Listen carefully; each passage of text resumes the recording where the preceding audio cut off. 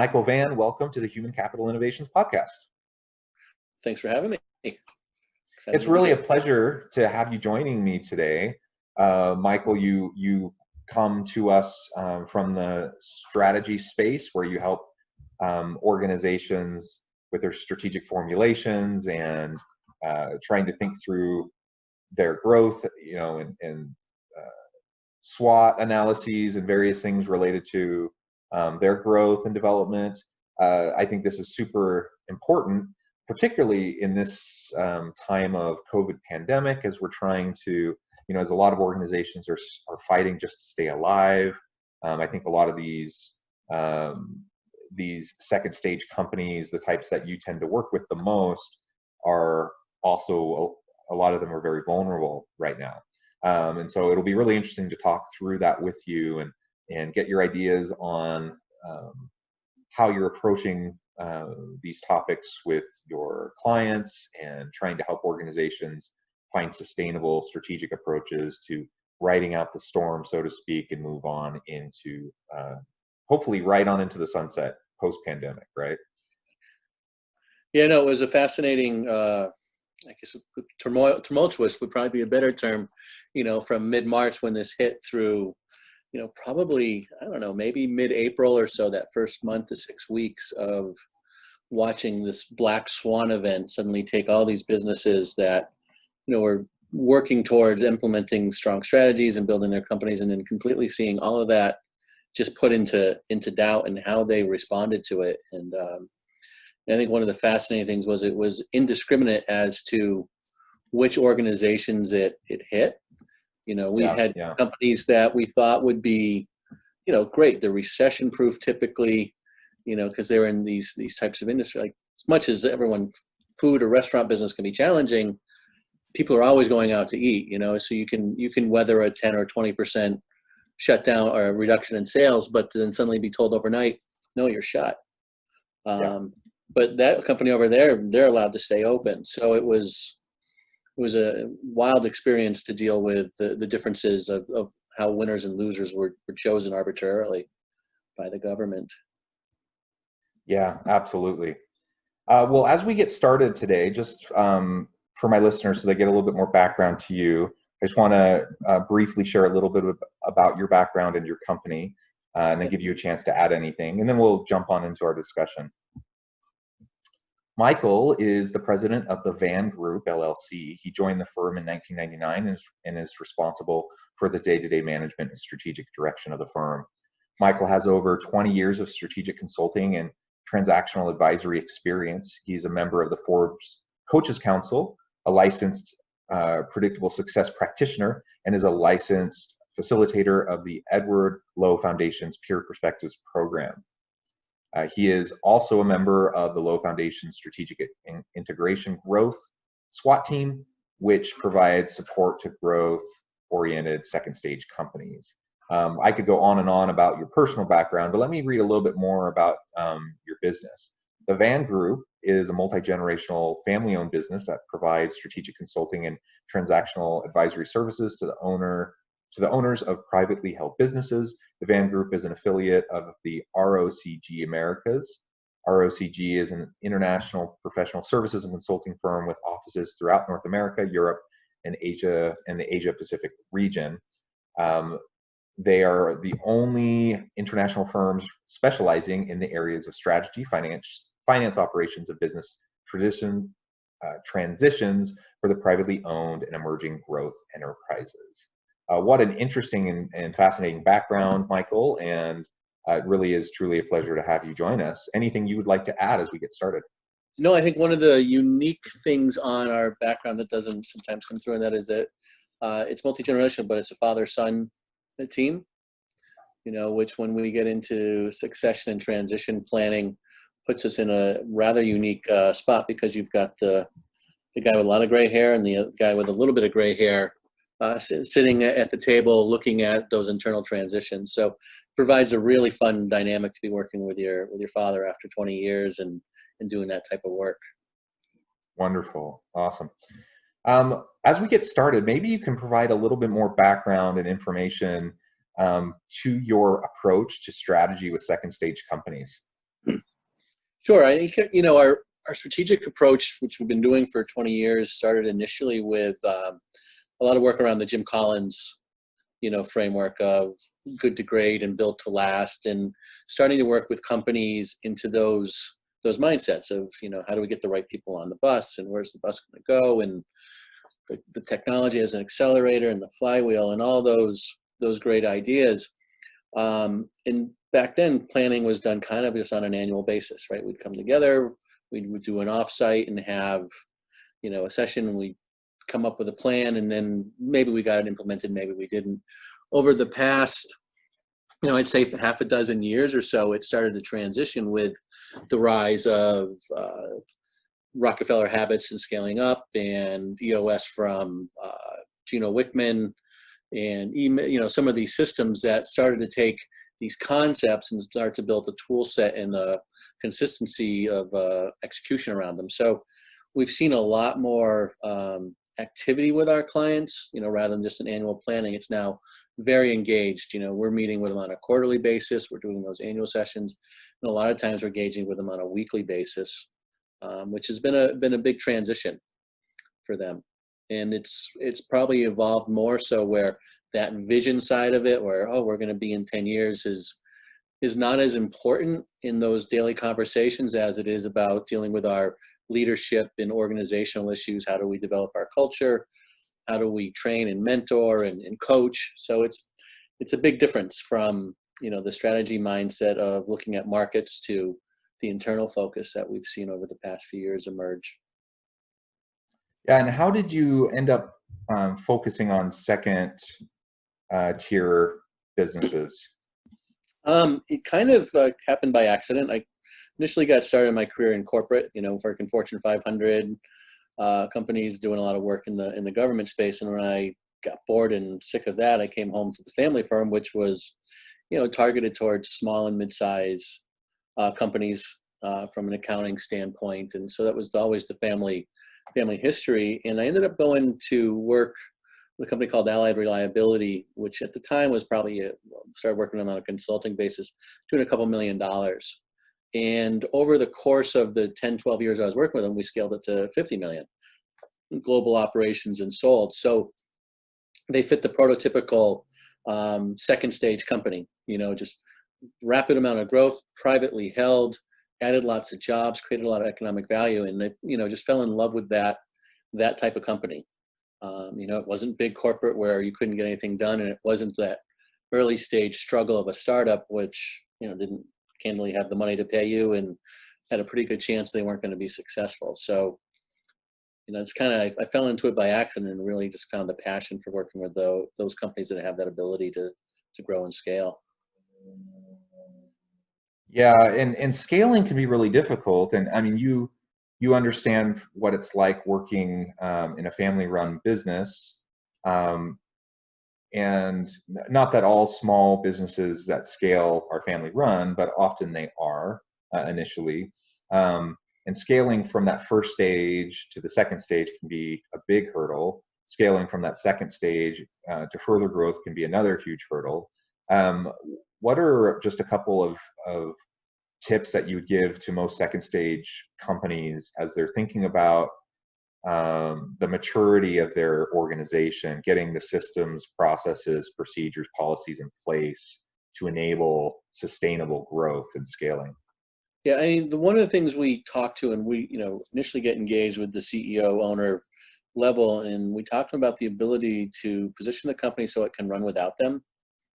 And that usually kind of puts the light on in their head and go, yeah, wouldn't that be great if I wasn't here 80 hours a week? How do I start to go and do that? So I think one of that mindset for an owner is the ability to start to let go and think about running the company from a scaling standpoint, that it can work without you versus I have to be involved in everything. And when you do that, it opens up a whole different level of decision making in their organizations, right? It's no longer them as the bottleneck making all those decisions. Now they have a team. And, candidly, a lot of times in these companies, those teams aren't prepared for that. They're generally, tier two, like they're managers, right? They work in the business every day, and maybe they're starting to do a little bit of strategic thinking, but So it's a big step up to start to think about the business as an overall enterprise. So, for an owner to be able to allow their teams to do that and give them the processes to do that is critical to be able to scale, getting that team engaged. Yeah, I love that. And I think what you just described is a common problem for a lot of leaders, not just those who are scaling or second stage companies.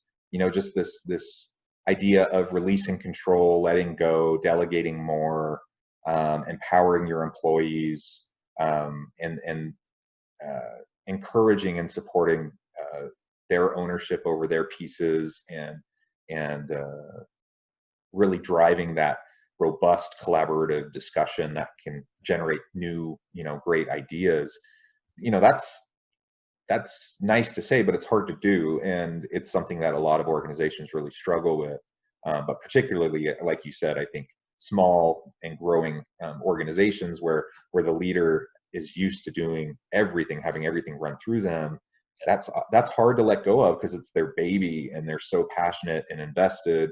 And it's not just about ego necessarily. It might be ego, but it also is just their passion, and they want to see this be successful, and it's really hard to let that go.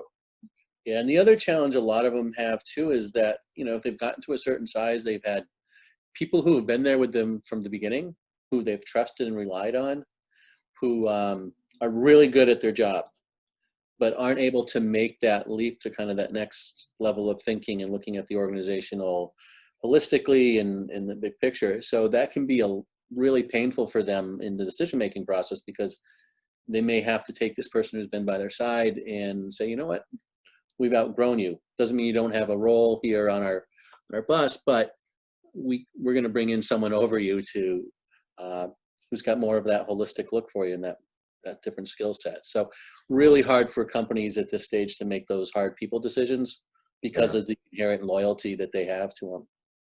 Yeah, and that's good. That's good that they have that loyalty and that commitment. But you don't want to shortchange the rest of your employees and the potential that the company has on over-reliance on someone who's just not ready and able to fill the new scope of the role that they need to have, right? Yes. And that's so common. That happens in a lot of organizations, not just second stage organizations, but it's particularly challenging when you just think of the scope and scale of the work that needs to be done in a rapid growth company, in a scaling company.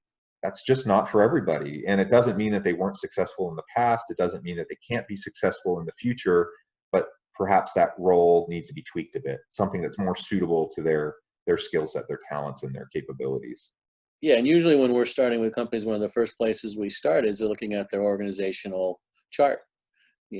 How is it aligned? And usually with these companies, we find it's not based on how the company should operate. It's based on necessity. So Sally has this duty, that duty, and that one, and they're really not related to her core job, what she was hired for. But we gave them to her because she was good at it, and now she's become a bottleneck and not taking on the right thing. So it takes a fair amount of time to untangle the organizational chart to get everyone into the right seats and roles they can succeed in. Yeah, let's talk a little bit more about those bottlenecks, because that's a huge problem for organizations where you have decision-making authority really isolated into specific areas. What do you do in working with organizations to help them think through that and to help them open up the pipeline for decision making in key areas of the business? A lot of it is just utilizing an issue solving process with them in our meetings. So you get them to do it on a weekly basis, but you kind of start with the question, well, what's frustrating you? What's causing your pain points today in work? Who's pissing you off? That type of stuff, and let it get out on the table with the group, and to talk about it in a constructive way, not to point fingers, not to let the personal side of it come into it, not get defensive, but say, okay, this is the issue. How do we solve it? And then what are our actions and tasks to do out of it? We're very big on the thought that if you're going to tackle an issue, you don't leave the issue until you solve it, and you don't and you don't walk away without having definitive actions that you're going to take to resolve it. So getting our teams to think in those terms, and it's not as personal. You know, you've got a whole group conversation about it. You've got different opinions and perspectives, and you create that consensus for it. Versus sometimes the one-on-one that can, you know, make someone upset. Yeah, and those difficult conversations that have to occur in these people management decisions, you know, that is a challenge. And I've seen in the past that a lot of CEOs and second stage businesses, or C-suite, you know, senior level executives, they're not comfortable with having those discussions. They're not comfortable having, you know, making those hard decisions. How would you coach a C-suite executive on that process as they're thinking through the people? Are they in the right place? Are they doing the right work? These people that they've known for forever, that they trust, they love, they've relied on. How do you coach them through how to have those difficult discussions? One of the tools that we use with it when we get our groups together, you know, is from EOS, is this people analyzer tool, which allows you to rank your people against their core values, and then the get it, want it, the capacity to do the job. So what it does is it goes, all right, here's what our organization believes and our core values, and then here's the seat on the bus with the get it, want it capacity. So it allows us to have those conversations within the framework of the core values, which takes some of the pressure off of, you know, the things we can't really put our fingers on about it. Because we're talking about, well, it was this core value and they did this, and it doesn't really reflect what we're trying to do as an organization. And again, the group is having that conversation and it comes out that way versus, you know, that individual leader or manager who might be a little reluctant to get into some confrontation because they're not quite sure how to frame it. So we find that exercise works a lot to make people conversations a group thing, because usually if someone's problematic, it's not just that one person who they report to is having an issue with them. It's their coworkers, it's other departments. So it brings it to light and allows the organization to address it from the organizational perspective rather than just the one-on-one case. Yeah, keeping it from being a personal issue. It's about the health and the success of the organization as a whole. Exactly. Yeah, absolutely. Do you fit here? Do you align with our core values? You know, and then we have the conversation about their seat. You know, they can be the right person for our organization, but maybe they're in the wrong seat. So by looking at it from both sides, we're able to figure out the difference, you know, which removes some of that bias that we can result because we're looking at someone's not doing their job well, but maybe people, or vice versa. Yeah, and we don't need to think of it, you know, I would tell a C-suite executive who's struggling with having that kind of conversation, you know, they're worried about letting this person down, they're worried about disappointing this person, hurting this person. And certainly we could do it in a really clumsy way that could have all those results, but it doesn't have to. And we have to also think about it in terms of maximizing the capacity of that individual and giving them the best chance for success and growth. And the best chance for success and growth doesn't happen when someone is in over their head drowning in the deep end, right? If they're not well aligned, chances are that person, they know it. They know that they're struggling. They know that people are relying on them and they're not coming through. It causes stress. It causes anxiety. And their performance isn't great. Their trajectory for their career isn't great if they're not performing well. And so when we can have those hard discussions, help assess the situation, realign people, get them in the right place, then we give them a chance to be successful again. We give them a chance. It might be a vertical move. It might even be a small step down. But sometimes it's that small step down into a slightly different area that reinvigorates somebody. It gives them the chance to recalibrate their efforts, and then it can relaunch them in their career, and people can find great success. So I like to frame it in terms of, this is a development plan for you to find greater success in your career. There may be a little bit of pain in the short run, but we want to help you be successful and maximize your potential. Yeah, and it changes the whole dynamic of that conversation. It's not threatening to them. And it's been amazing, you know, over the years watching our companies as we've done that. We've moved someone from a seat where they didn't look like a good organizational fit. But as soon as we got them into a place where they could excel, everything about them changed. You know, and went, oh my God, this is an A player now. It was just wrong fit. So by addressing it from that standpoint, we're able to get value out of someone who is a good person. They were just miscast. Yeah, and I think that's a really important point too, because I mean, pre-COVID pandemic, I mean, now we have record high unemployment rate, 40 plus million people out of work over the last couple of months, and businesses are struggling. Prior to all of that hitting, though, we had record low unemployment rates. We had a hyper competitive labor market. It was a really tight labor market where organizations were really struggling to get good qualified applicants, particularly in high skilled jobs, to be able to perform roles. And so companies don't have the luxury of just saying, this person, Peter principle, this person was elevated to their past their level of ability, and now they're incompetent. In a lot of organizations, traditionally, that person would end up just getting fired. But we don't have that luxury in a hyper competitive labor market where things are so tight. Instead, we can take a second look at that person. We can recognize and continue to understand the value that they can bring and add. We can recognize that maybe we made the mistake in putting them in the position that they're in, that they're not succeeding. And then we don't lose a valuable person that's going to be really hard to replace, right? Yep, and all the associated costs of replacing them. The burden on everybody else, the actual dollar cost, the training cost for someone new, and it still can be a bit of a crapshoot whether or not that's the right person that you've replaced. So absolutely. We often think, I mean, employees do this when they're looking for other jobs, greener pastures. But employers do this too. Like we often think, we just need this quick fix. Let's get this one person out, get this new person in. That's going to solve everything. That's going to make all of our processes better, and we're going to be a humming, fine-tuned, engine at that point. And hiring's not that simple. Like hiring a good person and getting them in and functioning and working with the team, that's a hard thing to do well, especially at the highest levels of an organization. And so to just assume that this person's not working out super well, so we're just going to get rid of them and replace them with someone else who's going to be the magic wand to solve all of our problems, that's an incredibly naive perspective, I think.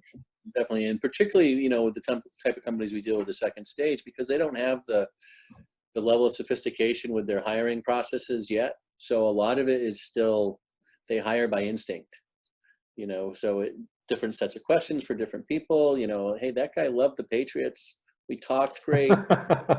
They're good people. We should hire them. Versus, getting deep into those probing questions that you need to about their cultural fit and their decision-making abilities. So it happens a lot more at that size company. So they swing and miss a lot more often. Yeah, I think so. I've seen a lot of examples of that too. I was talking with a senior leader. No, this was maybe 6 months ago. But I was talking with a senior leader at a company who was really proud to explain to me his process for making final hiring decisions. So he's like, I got the secret. I'm going to tell you what it is. I'm like, oh, okay, I'm listening. I'm a little skeptical, but I'm listening.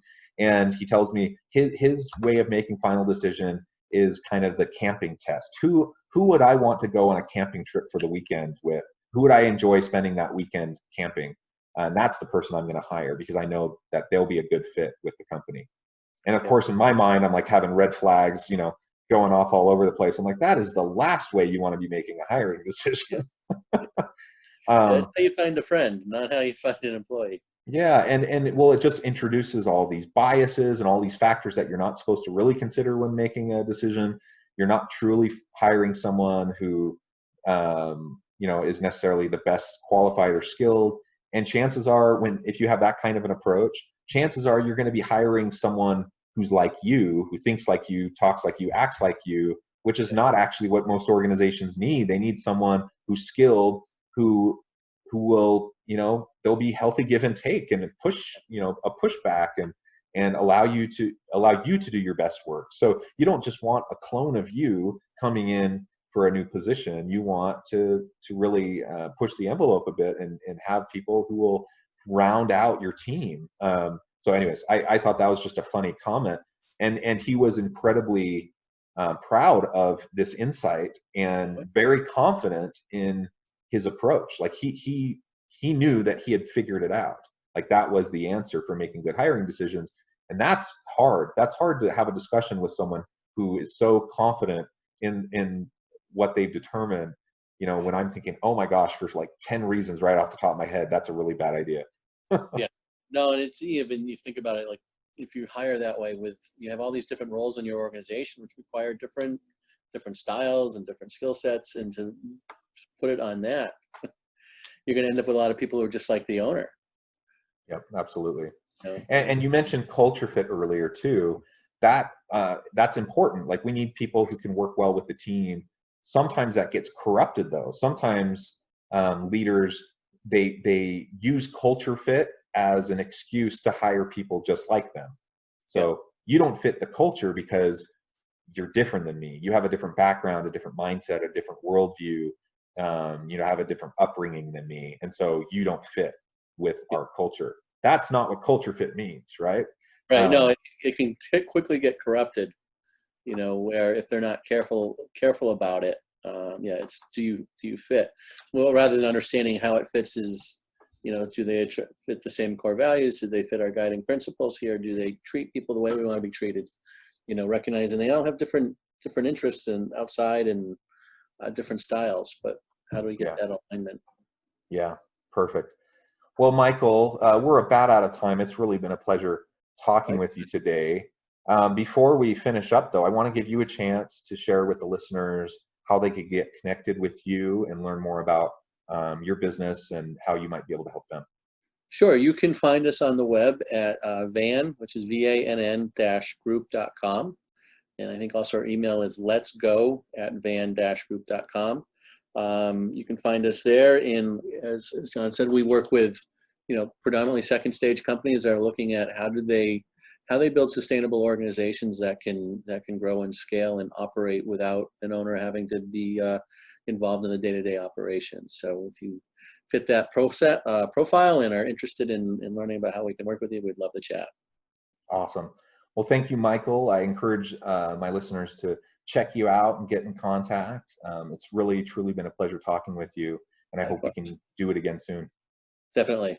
Thanks for having me. Bye-bye.